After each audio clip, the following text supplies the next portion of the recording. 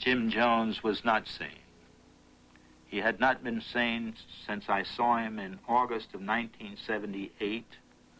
His paranoia was destructive. I warned him about his paranoia, but he treated that as though I was an enemy. I got a hell of a lot of weapons to fight. I got my claws, I got guns, I got dynamite, I got a hell of a lot to fight. I'll fight, I'll fight,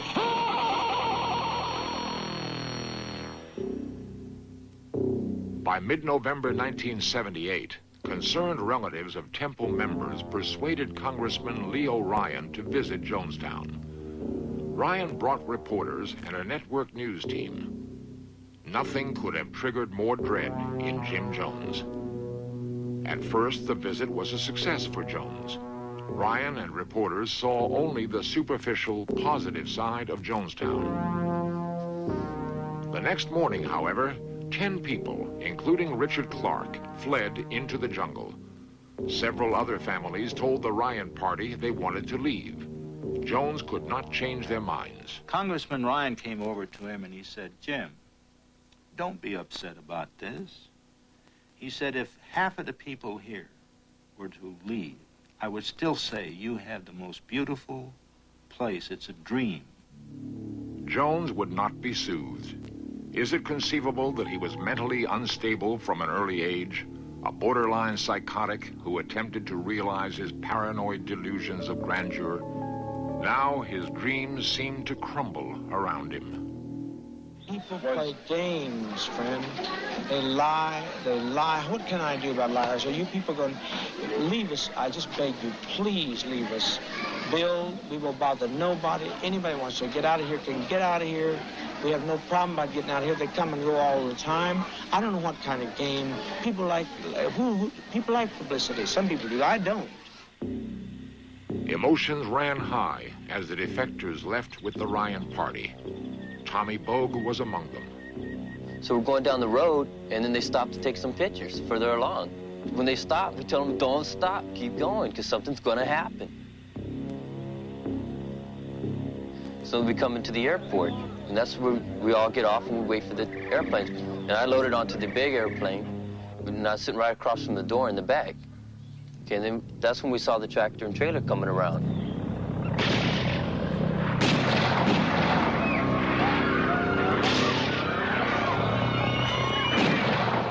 When the shooting stopped, Congressman Ryan, 3 newsmen, and young Patty Parks lay dead.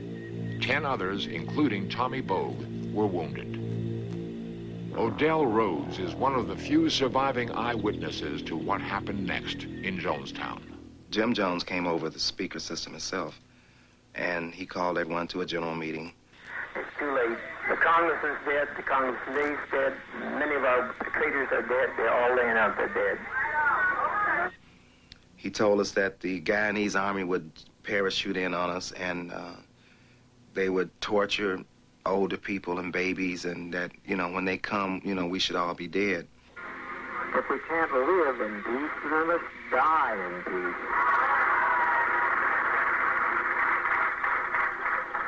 We've been so betrayed. We have been so terribly betrayed.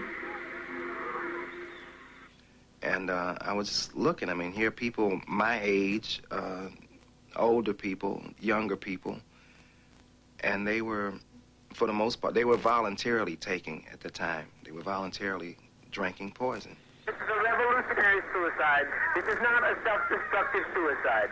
Please, for God's sake, let's get on with it. We've lived as no other people have lived and loved. We've had as much of this world as you're going to get. Let's just be done with it. Let's be done with the agony of it. Eyewitness Stanley Clayton.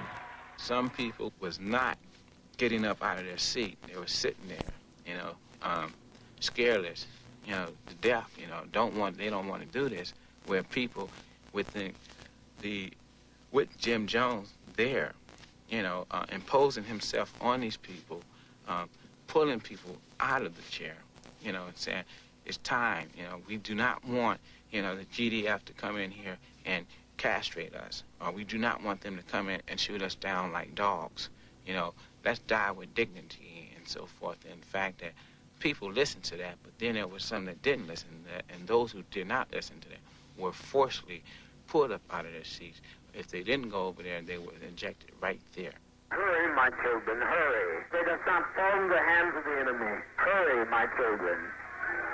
Quickly, quickly, quickly, quickly, quickly.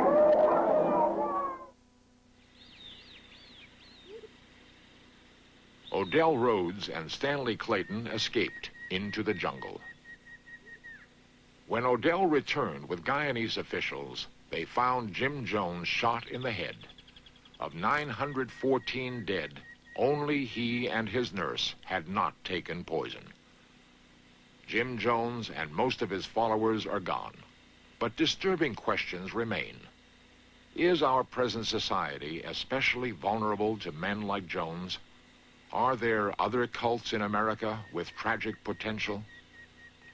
Reportedly, there are still people who venerate Jim Jones, who sleep with his picture, and who feel he is the only person who ever loved them.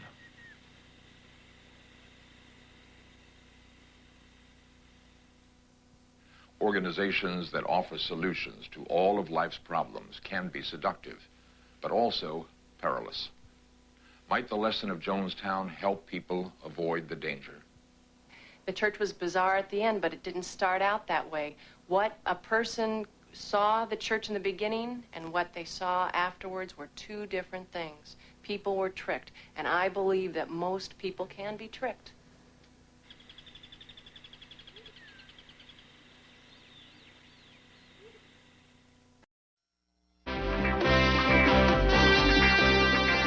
Lost civilizations, extraterrestrials, myths and monsters, missing persons, magic and witchcraft, unexplained phenomena.